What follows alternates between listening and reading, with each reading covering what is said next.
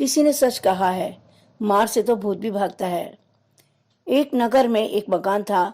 उसे जो भी किराए पर लेता था, थोड़े दिन में ही उस परिवार के किसी न किसी व्यक्ति की मृत्यु हो जाती। वह मकान इतना बदनाम हो गया था कि उसे कोई किराएदार सस्ते किराए पर भी लेने को तैयार नहीं होता था। लोगों का कहना था कि उस मकान में भूत रहता है। एक दिन एक आदमी आया और किराए पर मकान तलाशते तलाशते उसी मकान में के आगे खड़ा हो गया।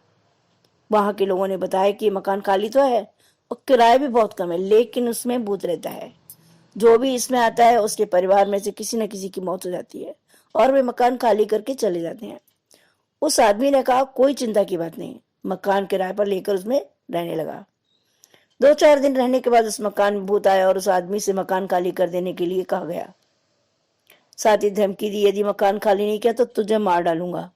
उसने भूत को बैठाया और पूछा, मैं मकान खाली कर दूंगा, लेकिन एक बात बताओ, आप आते कहाँ से हो? भूत बोला, मैं यमराज के यहाँ से आता हूँ। फिर उस आदमी ने पूछा, भैया एक बात और बता दो, वहां होता क्या है? भूत बोला, आदमी की उम्र के बारे में लिखा पड़ी होती है, वहां सबकी उम्र दर्ज होती है।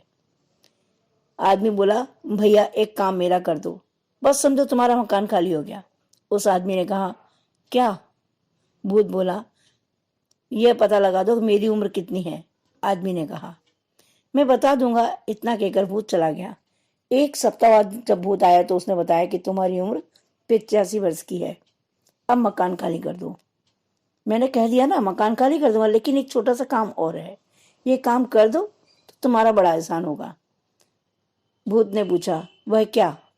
वह आदमी बोला, तुम्हारी तो वहां बहुत जान पहचान है, काम है कि मेरी उम्र सिर्फ 5 साल बढ़वा दो।